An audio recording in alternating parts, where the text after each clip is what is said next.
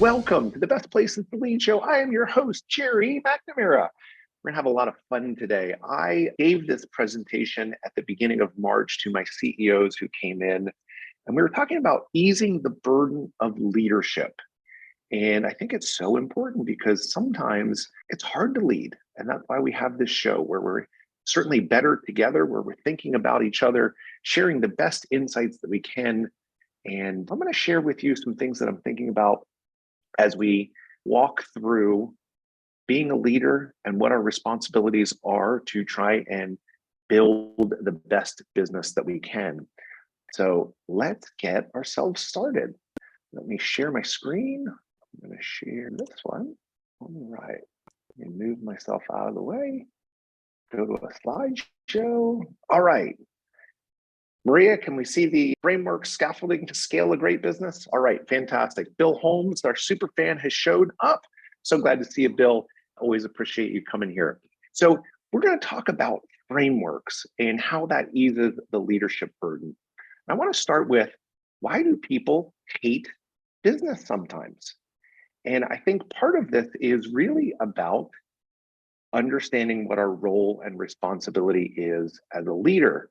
Because we have to understand, part of it is, why do people love sports yet hate business? And I think the answer in my case is, two teams can show up from two different cities. All the fans can show up. Referees that have never met each other can show up, and everyone can enjoy the game. And what I found is the reason that's possible is the rules of the game are clear. And yet in business, the rules of the game sometimes change, which leads people to be really frustrated. What was good yesterday is no longer good today. And so what we're going to talk about is how we can create clarity inside of our businesses so that when we're not there, our people understand how we allocate resources on opportunities, and we're able to think about all of the things that need to get done along the way. And so instead of getting frustrated, what I would offer for you to do is to get really thoughtful about your business. Anthony Halsh, it is so good to see you. I hope you're warm in Denver, but you look great. Your beard always looks great too. Here's what I'll share with you. This is a great book. I highly recommend it. I sent it to all of my CEOs, C-suite that I work with. It's a book called Super Thinking. And inside that book, they talk about, when you don't use mental models, strategic thinking is like using addition when multiplication is available to you. So there's an opportunity to think at a higher level when we're using models and we understand how things work together. And so I highly recommend this book.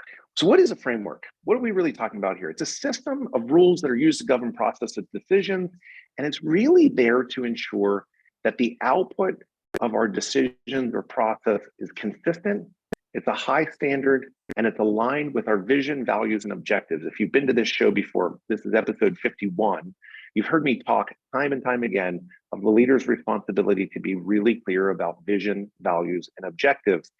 It's one of the simplest things that we can do as leaders, and it's something that we don't do a great job communicating or being clear on time and time again. And then we get frustrated that our people aren't executing.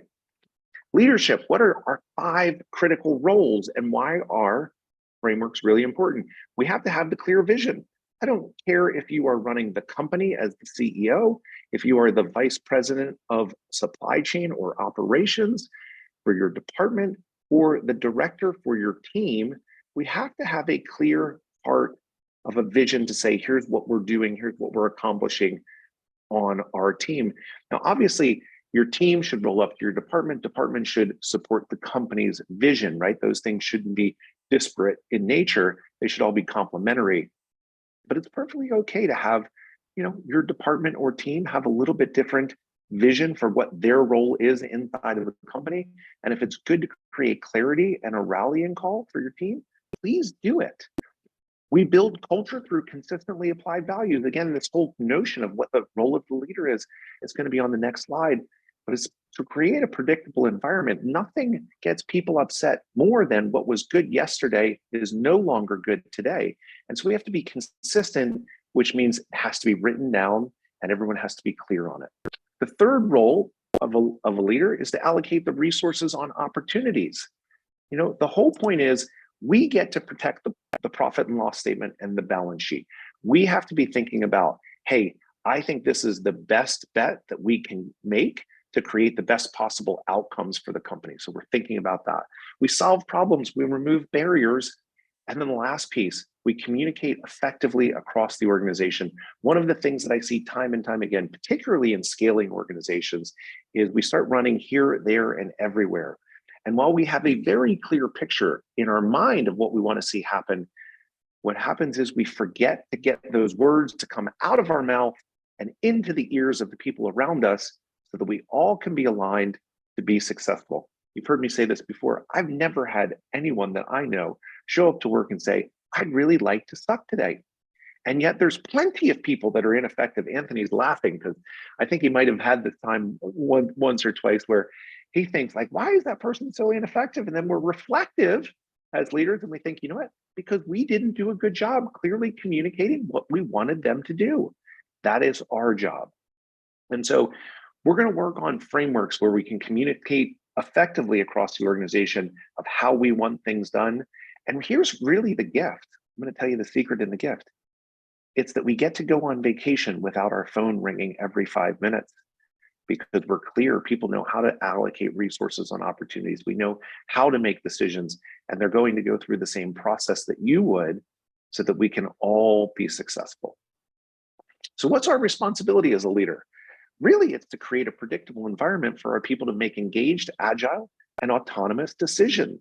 If you're hiring people and then hovering over top of them, you're doing it all wrong because you might as well be doing the work for them. And so we know this from the research on 4,000 companies during the last 4 recessions. Only 9% of companies increased revenues. One of the hallmarks of the companies that increased revenues was the fact that they drove decision-making to the very front lines of their business, the people who were closest to the customers or delivering the product or service, which means that we had to be really clear about our vision, our values, and our objectives so that people at the front lines knew what we were trying to accomplish. And so here's the point. As a leader, we may be inherently clear on all the things that I'm going to take you through, but that's not the point. The point is, are your people clear? That's what we need to do. And so while we're busy and we might be visionaries, what we want to do is create some clarity by writing these things down and handing them off to people to say, what do you think? Does this line up with how we do this? Because this is how I'm thinking we do these things. And that clarity is kindness to you. Again, you get to take a vacation without your phone ringing every 5 minutes, which I think is the number one frustration that I hear from my CEOs, where they finally got to go on vacation, but it wasn't very restful because they were constantly on the phone back at the office. So why do we do framework? It removes complexity, creates order. We remove all of those things like, I'm not really sure. I saw Bill do it this way one time. I saw Russ do it this way one time. I'm not really exactly sure. It eases the mental burden of leading. If we have framework, then we just use the rubric to bring people through it to think, okay, that was easier, as opposed to acting like this is the first time I've ever made a decision. And decisions made in advance when not under emotional stress. Fear and anger don't make good decisions. Let me say that again. Fear and anger do not make good decisions. So we need to be in a relaxed state where our mind is clear. And if we can do that in advance of the situations happening, as opposed to when they happen and we're in the soup and we're feeling all of those emotions, the fight or flight, then we're going to make better decisions. And again, we're trying to create conscious intention with the company that you want to build. We don't want to leave success to chance. And so that's why we continue to get clarity and frameworks and rules of the game in place. Again, removes emotion, relies on rational thinking. And I don't know about you guys, but anytime I react, I almost always have to go back and apologize, as opposed to responding, being thoughtful in my response. I react, I blow up, I say things I don't mean. And so let's eliminate that burden and let's just be thoughtful and responsive. So frameworks are the only way forward because they're repeatable, they're scalable, and they bring predictable results.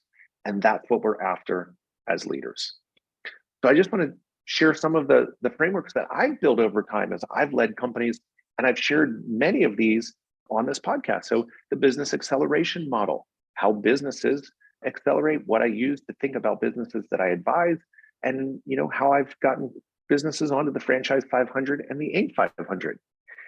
I think about the people inside of business. What does a great life, your life on your terms, look like? It's the 9 principles of personal performance. We spoke about it in episode 5. A hiring process. Everyone gets frustrated about the people that they have in their building, and I remind them, you invited them on the mission with you.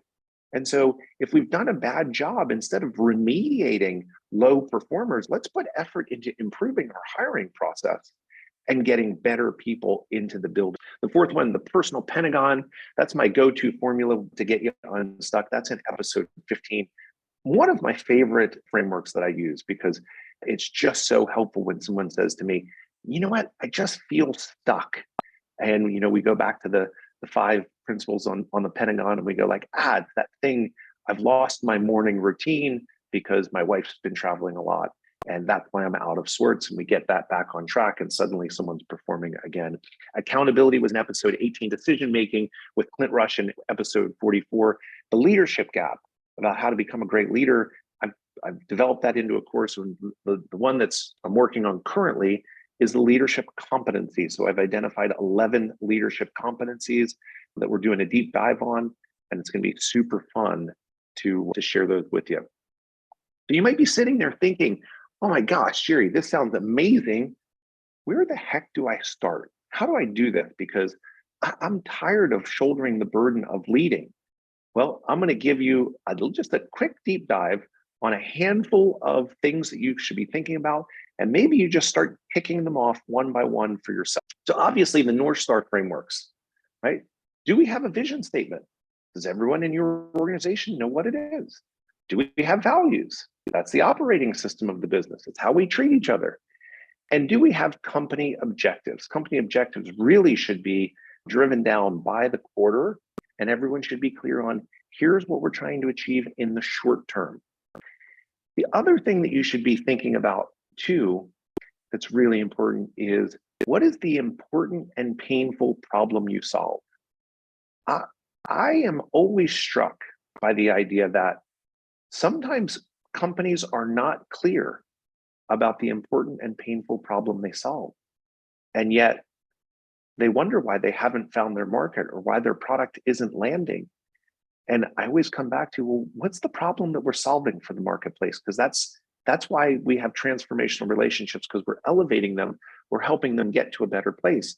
The second piece of that is, who is your ideal customer? Are we speaking them on a regular basis? Are we asking them questions?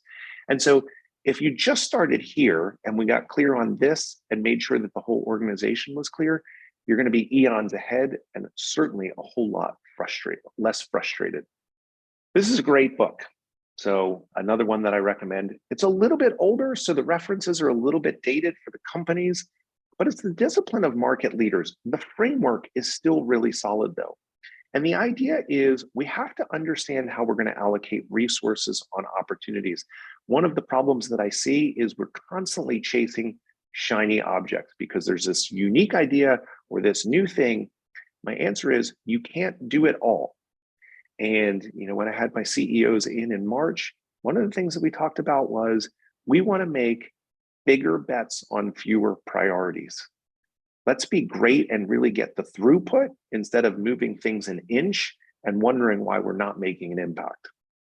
So here are your 3 models that you can use as you think about your business. The first is product leadership, which means we're trying to build the greatest product in the world, and it's so ahead of everyone else that marketing is less important. Sales, it sells itself because the product is so good. And we just have to be good enough in operational excellence and customer intimacy that we don't lose the order, right? And so, for instance, I have a company that I work with. It's a technology company. They're doing amazing work, but they've determined that they are a product leadership company. So when we allocate resources on opportunities, if there's a need for an engineer or if there's a need for a marketing person, the engineer always wins because we're trying to develop the best product in the marketplace. And we've identified that's the most important thing that we can do. Now, that doesn't mean that we don't worry about on-time delivery or customer intimacy, what the customer wants in the marketplace. We're just saying our product is so good that those other things become less important. And so as you think about your business, you have to pick one of these three things to be the most important and how you're going to allocate the resources on the opportunities. And then you have to be good enough not to lose the order in the other two categories. And so operational excellence is the best total value. You're leveraging technology, you're being proactive in communication. It doesn't mean that you have to be the lowest cost person, but you have to be the best total value. And then customer intimacy is the best solution long term. So if we had to think about companies here, product leadership, that's probably a good example of Tesla. They are driving the market. They're developing new technologies. They're developing new batteries. They're the best of the best. Operational excellence is someone like Walmart, who at every turn has brought the best value to the marketplace in the way they do that, through logistics, through technology, through partnering with their vendors and inventing EDI. And customer intimacy, a good example of that would be like Nordstrom's and Ritz-Carlton. And so why do they have the ability to help a customer in a customer intimacy model with Ritz-Carlton? Because they're not looking at the single transaction or the single stay. They're looking at the best long-term customer solution. We want this person to come back for the next 50 years. And it's okay if we break even or lose a little money on this one transaction, because it's the long term that we're worried about.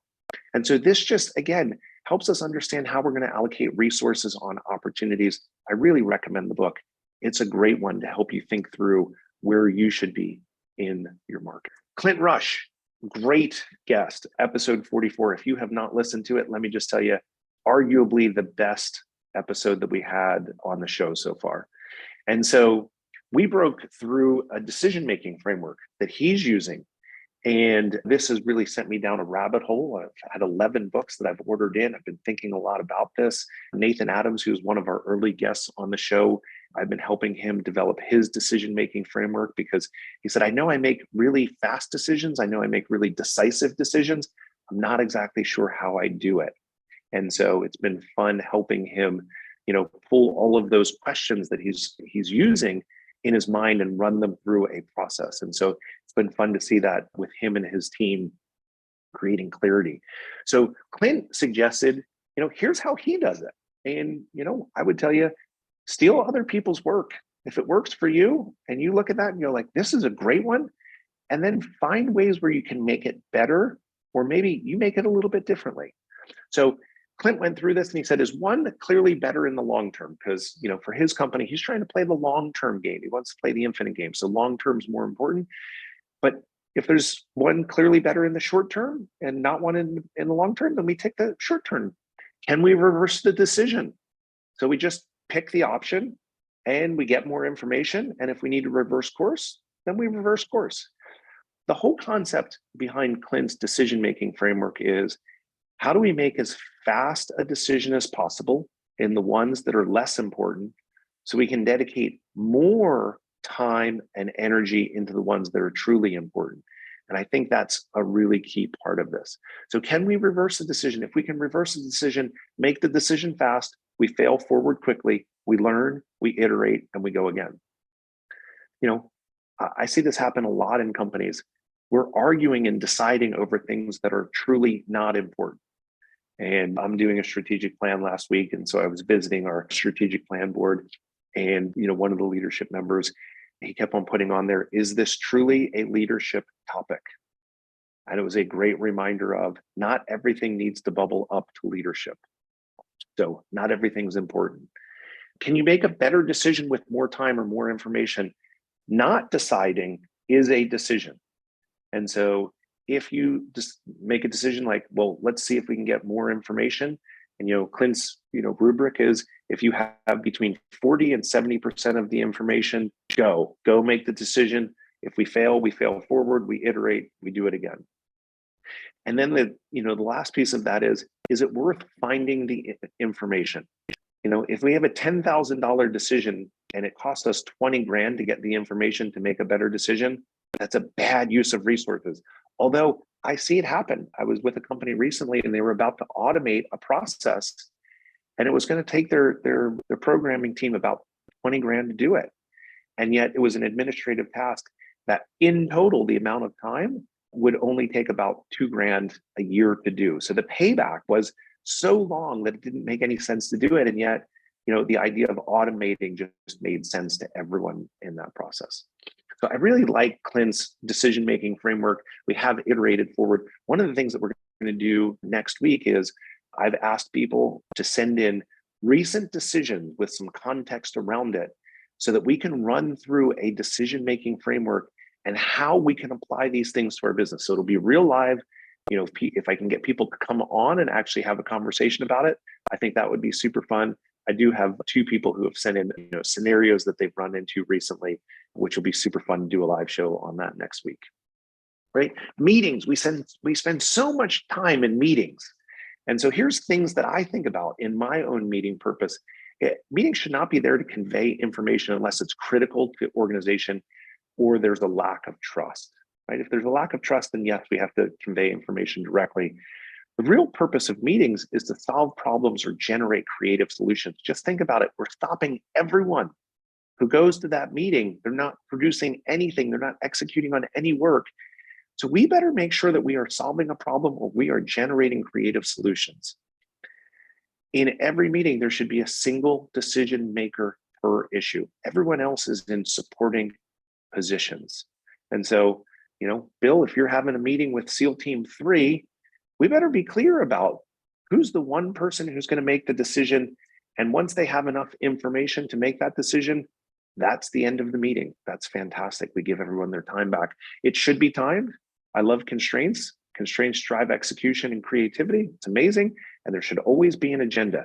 These are the things that I think about. Like, here's my framework for what a meeting should be all about. If it's information, we work asynchronously. So we'll send an email. People can read that at their own time. But if we're coming together, we better be solving a problem. Culture building framework, thinking about what is it that we celebrate, what we don't tolerate. And then how do we celebrate? What are the rituals? I had a company that I worked with previously, then that when they had a conversion, a sale, they had a giant gong in their office. And whoever made the sale went over and they banged the gong and it shook the building. And the first couple of times they did it, everyone kind of came out of their offices down the hall like, are you guys okay? What happened? But it became a great ritual. It was a signal to everyone that the company had succeeded, right? Because sometimes it's only the salespeople that feel the joy of the end result. And it's the operational people that have to know, hey, all this good work came to fruition. Culture building, it's all about who and how we promote. That's what culture really is all about. It's the operating system of the company.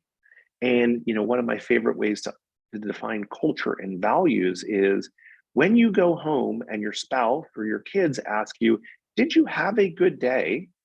What they're really saying is, was your culture good today? Did everyone act in ways that we're proud of and aligned with the company's mission and values? That's really what we're talking about. And so let's get clear about how we build culture. Accountability framework. I did this one in a previous episode. I think it was 18. But what exactly should happen? Again, as leaders, we don't do a great job of getting it out of our mind, out of our mouth, so that people can actually do the work that we're asking them to do. Be specific. When should it happen? I have companies that work all around the world. So we have to be really specific. Time, is that 5 p.m. my time, Eastern time? Or is that 5 p.m. Vietnam time? The date has to be specific. It's not Friday. It's 4/7, April 7th. We're going to celebrate that. And then who specifically is responsible? We have to all be clear that, if Anthony says he has it, Anthony has it. And there has to be a shared understanding that there's no double working. I don't know about you, but have you guys ever been in situations where we double worked a problem? You were working on it and someone else in the building was working on it. It's like, oh, geez, I didn't even know that. What a waste of resources for us to do that. So accountability has to have a shared understanding. Have a compensation philosophy, right? A lot of times it's like we hire people that we need and depending on your philosophy. We pay them as much as we can. We pay them as little as we can. We pay them bonuses. There's a million ways to do it. However, you need to think about what it means to have a compensation philosophy. Benchmarking, are we doing that locally? Are we doing that nationally? We're thinking about total compensation. Brad Whitchurch was on the show, I think episode 2 or 3. He talked about ownership thinking and total compensation and open book management. Bonuses. Are we paying bonuses? What are the bonuses tied to? Are we giving equity to our people so that they share in the long-term success of the company? Because we want them to stay around for a long time. But wouldn't it be great that instead of saying, hey, we need to hire this person, how do we do it? We actually had a framework to make those decisions. That to me is amazing. Hiring philosophy. You have to have a process. What are the tools? Who's involved? Who's reading the resumes? Is it human resources or our people leaders, or is it the hiring manager? When does the hiring manager get involved? Who gets promoted? Do we have a philosophy of that person is good enough in that role and we'll hire them? Or are we patient and disciplined enough to always hire the best? So we have to make those decisions. It's been a rough hiring environment. Might be a little bit easier now, depending on the industry that you're in. But if you were in tech the last number of years, holy smokes, it was so hard to get an engineer to move. And so I'm sure there's lots of time people settled for, this person's good enough. They're not my number one choice, but it's all I can find right now, and I need the help. So we have to make that decision. Pricing philosophy. Am I going to be the high cost leader, the low cost leader, the middle of the road? Are we going to be dynamic? Like, hey, we only have so much production capacity, so we're going to raise our prices to kind of slow the demand side of it. And if we do actually sell these things, we're going to get paid more because I'm probably paying overtime for the productions and the widgets to get out the door. Or we're going to be static. We're going to publish the price, and no matter what. That was a problem in the last 3 years with supply chain costs going through the roof, fuel going through the roof, labor going through the roof. A lot of people didn't move their pricing fast enough and got caught with really hard orders. And so having a pricing philosophy that happens in advance. Do you have tiered pricing? If you're in a B2B environment, do you have different levels of customers? A customers get one price, B customers get another price. Key customers. Do we have environments where, hey, this customer gets treated very differently and they have a very different pricing structure? And then a whole notion of like, when do we offer a discount? I've seen businesses that offer discounts simply because people asked. I ran a soccer retail company, and we'd have soccer coaches walk in and say, I'm a soccer coach. Do I get a discount? And I would think to myself, yes, of course you're a soccer coach. That's why you're in a soccer store. And, if we gave everyone a discount who was a soccer coach, we probably wouldn't be in business. And so we had to think about how to handle that. Again, all of these things just make it easier for you to run your business at all times. Again, business planning. I'm amazed at how many businesses operate without a plan. I don't want to go so far as to say it's irresponsible, but it is irresponsible for you as a leader inside a company to not have a plan for your people. There's no way that they can execute at a high level. Now, I don't care if you're using, traction and EOS, scaling up. I don't care if you're doing your own planning. I always recommend for people to do it quarterly, but at the very least, please make sure that you have a yearly plan in place. And so that's the thing that is super important. Planning is the gift that you give to your future self for success. Financial model. I love this. I don't know where I came up with this. I don't know if I dreamed it up or I read it somewhere, but I think about the financial model as eating chocolate cake.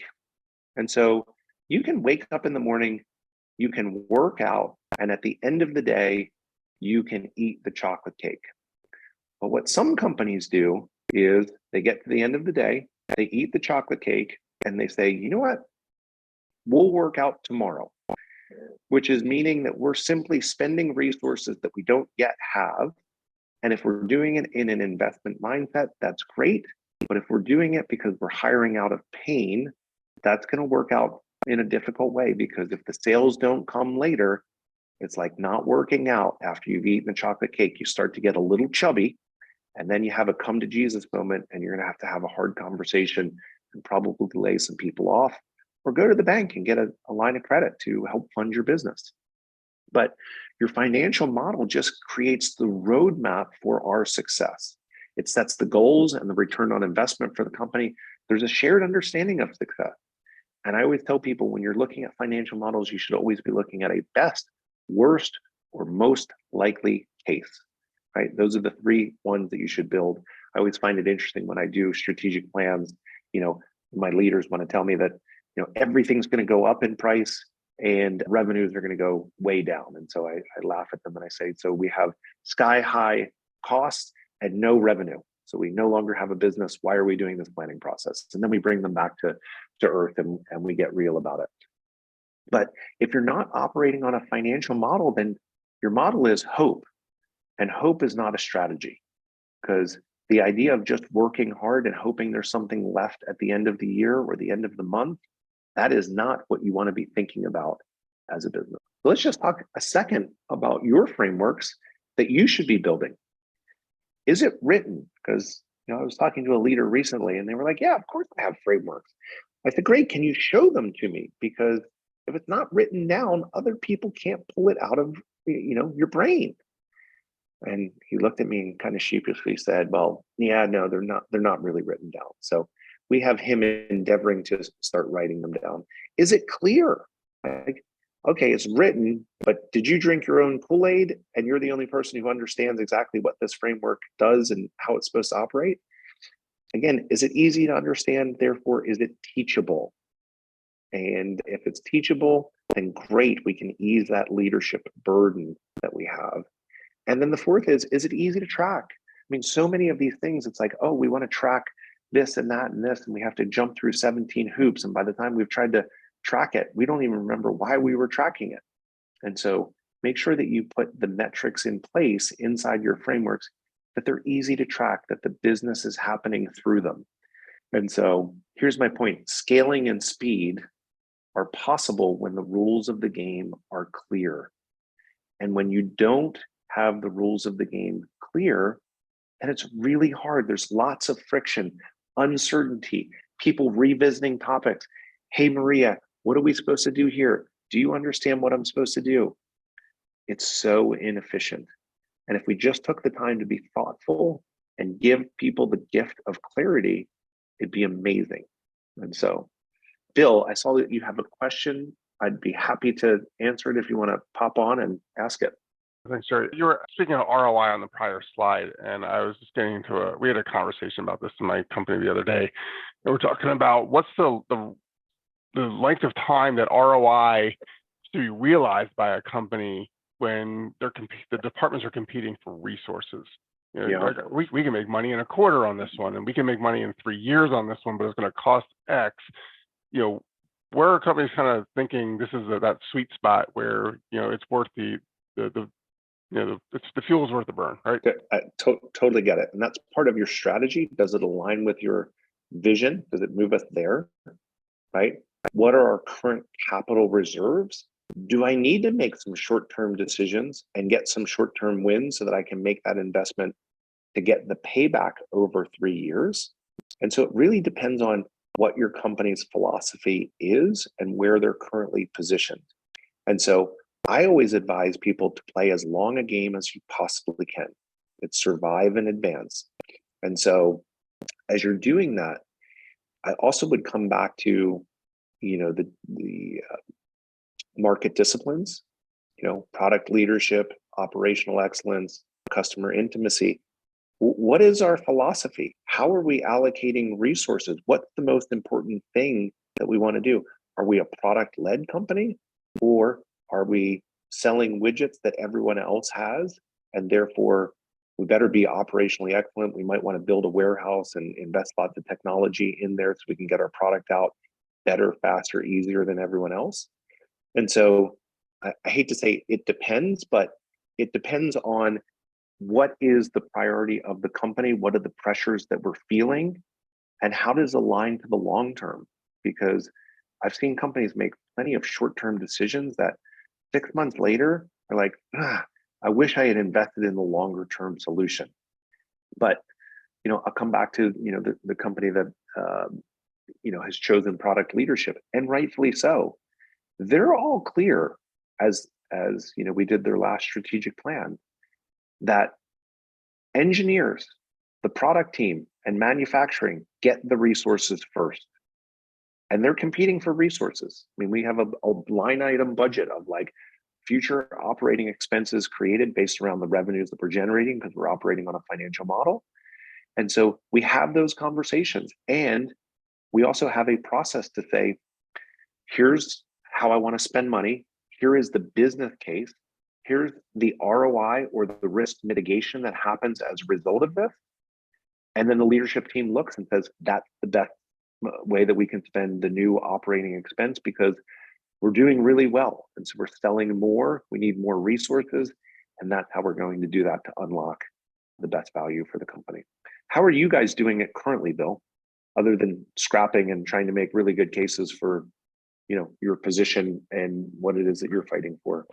Honestly, the question wasn't so much internal as from a sales tactic externally to target when is a like if we're trying to sell a product on a long range ROI, but the company can operate on like on a short budget, a small budget incrementally, how long are they willing to say, okay, you're going to save us money in 3 years if we have this upfront capital investment versus what we've been doing, and we can just keep doing this with a low capital investment. And where are you going to get the attention of the customer by saying it's going to pay off in a year, or it's going to pay off in 3 years, or so that's kind of what the debate was. Was how do you incentivize them to buy in?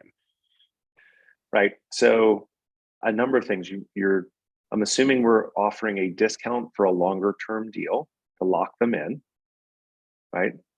That's pretty typical. If you want to give me more context, you can certainly give me more context. Well, the context is more that the device that we're selling will reduce labor to do the job that they're doing. So they get time back for more value added effort than what they're doing currently. Yep. And then the device is also saving them money because they're not having to buy these resources repeatedly over time because it doesn't have a consumable.